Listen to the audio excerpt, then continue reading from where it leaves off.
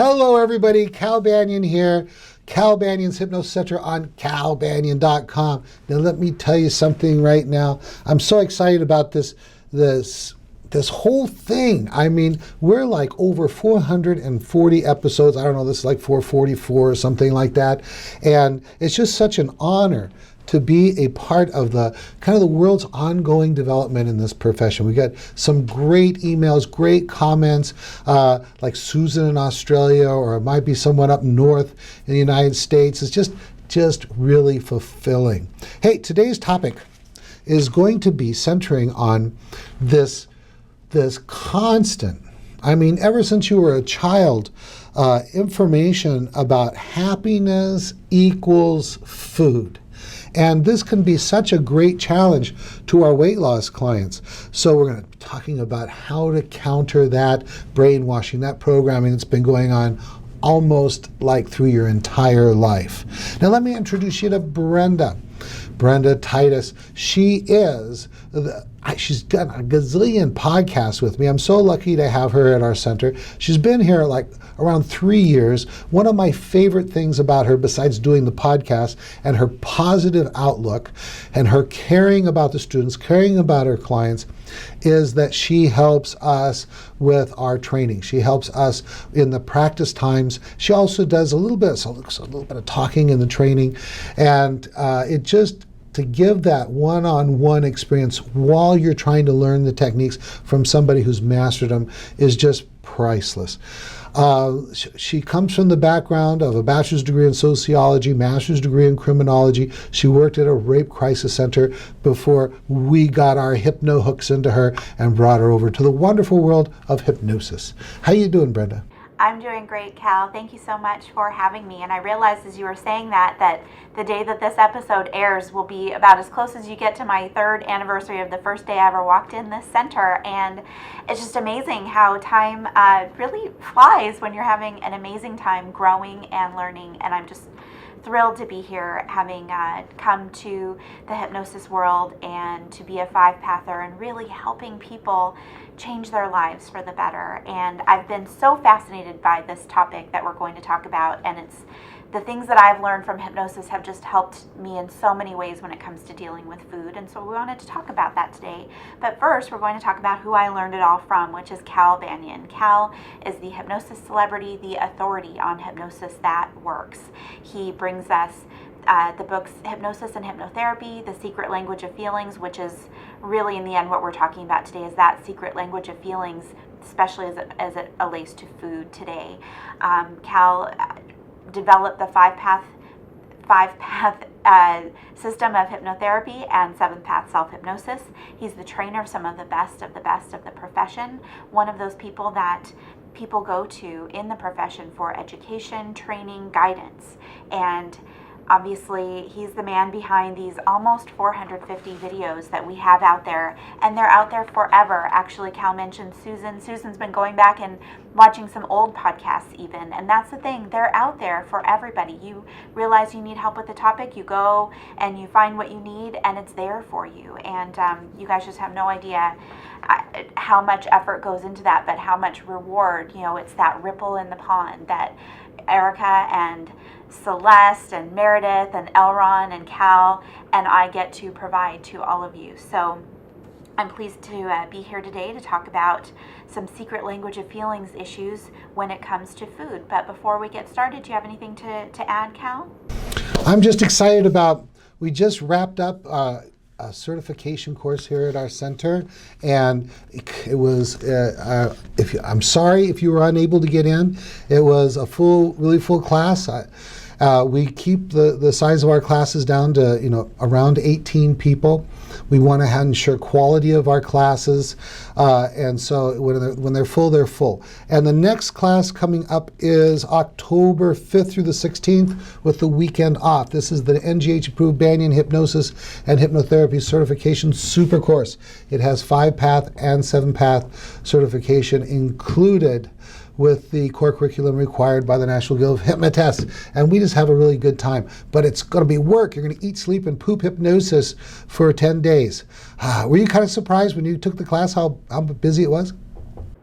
Yes, and I really do try to warn people, you know what, it is going to take, there's a lot of energy that goes into a lot of time and effort, but in the end, you're walking away learning how to do this amazing technique to be able to help people. So of course it's intense. Of course there's a lot of time and effort that goes into it. So rewarding. I just can't even begin to tell you. Awesome. Hey, and for you folks that can't make it out to the center, I want to recommend you go to calbanyan.com, click on the training materials, and we have a certification distance course for you. And we've also got, for you folks who are already certified, the 5-Path 2.0 certification course. So if you just can't make one of our courses, oh, by the way, our live courses are offered online. You can sit on a computer, in the privacy of your own home, comfort of your own office, and take our training. All right. Well, remind everybody what the topic is, and let's rip into it. Oh, so I wrote my little headline was, "We are serving happiness. Food is love. Food is happiness." Wait, what? No. No. So Cal, this kind of started, I'm always very aware of the messages that people are receiving about food, because I'm receiving those messages all of the time, and I'm trying to keep, my weight at a healthy level myself, and obviously seeing clients all the time that are dealing with this issue as well. And so recently I was driving down the road and I saw this billboard, and it said so it's a fast food, and it says, "We are serving happiness." And I looked at it and I said, oh geez, did they really just say that? And then I started noticing, I was driving around and I noticed like happy faces that were getting added to different restaurant logos, or hearts, love imagery added to fast food, especially logos. And so I'm trained in the secret language of feelings, so I know better about what food is. Food is fuel. Food is fuel for our bodies. So why are they telling us it's about love? Why are they telling us about happiness? Except for so that clients come here and they learn the real message. So what do you think about that, Cal? I think a lot about that.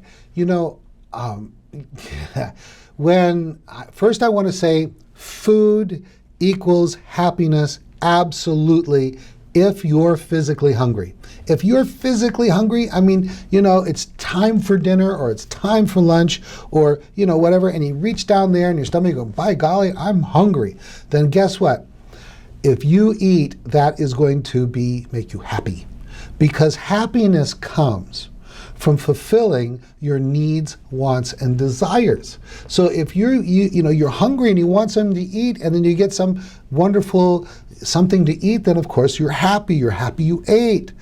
But if you eat something and you're not happy you ate, then guess what? Food did not make you happy. If you eat and then you feel guilty, or you eat and you feel frustrated, then guess what? You probably fell for that programming they're putting out there. Because if you are sad, or you are lonely, or you are frustrated, or you are fearful, anxious, or you're whatever it is, those feelings, emotional feelings, food cannot do anything about them. If you eat when you are sad, lonely, angry, frustrated, depressed, or whatever, as soon as you get done eating, you're still going to be sad, lonely, frustrated, depressed, or whatever, except we're going to add one more feeling, and that is frustrated, because what you didn't work to fulfill those emotions, which are being generated by not fulfilling your needs, wants, and desires. So, you know what? It's this level of understanding does not exist in our families. And we will associate happy times with eating. So maybe we get together with someone we love and we eat. And, it might be a birthday or a date or an anniversary or, something like that. And we think, oh, I'm eating and I'm happy, so eating must make me happy. Well, if you're hungry and you eat, eating makes you happy. But if you just happen to be eating while you're fulfilling other needs, wants, and desires, like having a date and eating, it's not so much the food that makes you happy as fulfilling your social need of being out with someone you care about or like, or have something in common with, or you might be in love with, and that kind of thing. we have a need to have fun, to do fun and interesting things. So that might be involved in sports or other kinds of challenging events. And we may have a hot dog or some peanuts or a beer or something like that at the same time. But it is not the food that is fulfilling our fun and enjoyment and growth needs. They just happen to coincide. But this is that they correlate, but they are not causal. Does that make sense, Brenda? Absolutely. Yes. Thank you. Am I taking this in the direction you want? Yep, you sure are. What do you want to add?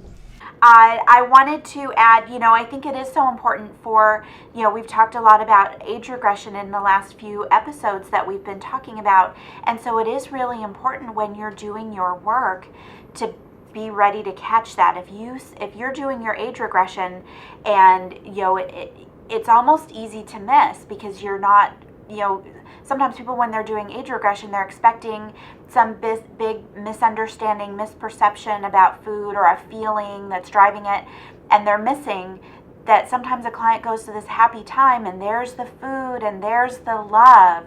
And if you're not careful, you might miss that is a big part of what's ultimately driving their current issues in terms of food and love. And I really appreciate the fact, Cal, that you mentioned what we get to is, food, like I said, food is fuel. It's there to fill up our bodies so that we can do the things that we need to do. So if we're hungry and we eat, then we are going to actually feel happier, feel healthier, feel good. When we're eating to fulfill, a sadness and emptiness, no food is going to bring, mom back or make dad love us or, whatever. So it's so important for people to untangle food from our emotions. Now it does get tricky because, of course, food is a very social thing. And I think that, when we're talking to our weight loss clients, it is so important to really set up, once they understand the purpose of food, then they can make really good choices for themselves so that they can say, you know what, I have a family birthday, and dang it, on family birthdays, we eat dessert, and I'm going to enjoy it. For them to enjoy it for the healthy reasons, so that they're making that choice. And then what they might realize is that only a few bites is going to perfectly satisfy them, that they're going to be proud of themselves. And so rather than getting sucked into, again, the guilt and stepping on that scale and feeling bad and blaming, dad's birthday dinner, they'll say, you know what, I'm so proud of myself. I made a really good choice for themselves. So how about that, Cal? Perfect. When we're working with weight loss clients, and I mean, since I came into this profession, I lost 50 or 60 pounds, and I've kept it off for, almost 2 decades. And because I was like 300 pounds, and I realized that I needed to start implementing things that were available in the profession of hypnosis, but I found out they weren't enough. And so that's why I started developing. Why am I walking to the refrigerator again when I want to lose weight? And through a process of introspection and also working with my clients, I realize that there are a number of things that are going on. One is maybe you're bored, maybe you're frustrated or whatever. Those things have to be dealt with before you can really get control over this urge to distract. Another thing that goes on, I work with, here's an insider tip, that I work with my weight loss clients, is Dr. Ivan Pavlov. He's the guy who used to ring the bell and cause the dogs to salivate. Look him up on Wikipedia if you don't know what I'm talking about. And what he proved was the existence of the unconscious mind. And he showed that you have normal biological responses. In other words, you see food and your body will start to prepare by salivating. Okay? And of course, mentally, we'll start thinking, boy, that might be nice to eat, right? So you have an unconditioned response of salivating. And what he's shown is that he could show the person or dog food, and then they would salivate. This is an unconditioned, just a natural response. But then pair it with another stimuli, like ring a bell, and then show them the food, and then salivation would happen. You do it enough times, then you no longer have to show them the food, you just have to ring the bell. Okay, ring the bell, salivate. So the body goes into this preparatory automatic response preparing for food, like salivation. If you do that, if you keep ringing that doggone bell, the dog's going to salivate, his stomach's going to start rumbling because of this pairing. What if, instead of ringing the bell, you showed the dog a TV program and then the dog ate, and you kept pairing them? Well, our nervous systems are the same. If you sit down and you watch TV and eat, what's going to happen is that association starts. And then what happens is when you watch TV, your body will begin to prepare for food. You will even sometimes begin to actually feel hungry. And so you've got to watch these kinds of pairings. If you sit in front of the computer and eat, then what happens is every time you sit in front of the computer, you will want to eat. So you got to be careful of those pairings. One of the things I work with my weight loss clients is, the main two things I work, three things. One, with age regression and forgiveness work, we get rid of the underlying emotions that drive them to distraction. Number two, we have them begin to understand the secret language of feelings, how that feel bad distract cycle works. And third, through simple direct suggestion and age progression work, we have them begin to really, that when they want to eat, they check to see if they're physically hungry. If they are physically hungry, then they go to a place that is only for eating. Okay, you don't watch TV, you don't work on the computer, you just be there with the food. Just be there with the food, and what you're going to do is enjoy the food. Enjoy the taste, the smell, the texture. And what you're going to find out is less food causes you to feel satisfied. And over time, those associations with watching TV or working on the computer or whatever it is, reading a book and eating, begin to fade. Scientifically proven through the work of, through the history of psychology, B.F. Skinner and also Dr. Ivan Pavlov. What do you think about that, Brenda?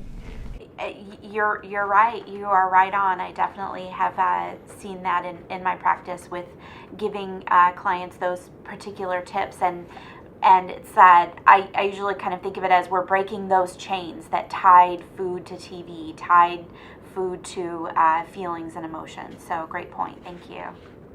Beautiful. Is there anything else we need to cover? Well, I wanted to add, I really want to assert with everybody, the secret language of feelings, understanding this will help your hypnosis practice in so many ways. Obviously, especially when we're talking about weight loss, smoking, too much behaviors, but really I think in so many elements of our practice. And, I've had clients who have come to me who have had gastric bypass, either the actual surgery or they've had hypnosis gastric bypass as well, and they would lose the weight, but in the end, they got to get down to those feelings that are driving the behavior. And every time I've seen it, they've realized, the combination of really addressing those feelings and doing some age progression, understanding themselves and why they're making these choices, why they're making, doing something different and new, helps create the psychological shift so that they can be that new slim person, so that when they reach their weight loss goals, then they've overcome the feelings that drove the behavior, they've overcome any sense of inadequacy, anger, guilt, all of that, so that then when they reach that weight loss goal, they can feel really triumphant, get off of the ongoing cycle of lose weight, gain weight, rebound, and all of that. So, if you guys aren't aware of the secret language of feelings, I definitely encourage you to follow some of those links that Cal has shared, really learn about them, read the book, and really work with them with your clients, because it will really help both with weight loss, but also with, like I said, smoking or any too much behavior. That's what I have to share. Awesome. I can tell you really have experience of transformation in your own life because of these ideas. Isn't that right? I absolutely have, and like I said, I'm just thrilled to be here and be able to share all of that with all of you. So as we wrap it up, like I said, you can reach me at Brenda at OC Hypnotherapy. My website is OC Hypnotherapy. I can also be found on our Hypnospace as Brenda Titus. And obviously you can leave us comments down below. I always keep track and respond, or if you have questions for future episodes, we'd love to hear from you. So have a great week, everybody. All right. Thank you very much. Let's see. I want to see you guys in class October. It's going to be a Hypno-Oktoberfest, 5th through the 16th. I want to see you at the convention, and you 5-pathers out there. What I want you to do is remember to come a day early. Thursday, we have the class reunion and an awards dinner there at the restaurant at the hotel, because we are the only special interest group of the National Guild of Hypnotists for a specific form of hypnosis, and it's such a great time. And the rest of you, be there August 5th through 9th. And gosh, attend my AR certification course the 2 days afterward. That's the 10th and the 11th. I want to see you. All right, Cal Banyan, signing off.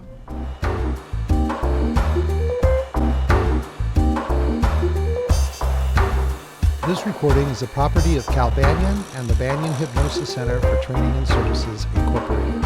All rights reserved, for private use only, may not be duplicated without permission. For contact information, go to www.hypnosiscenter.com.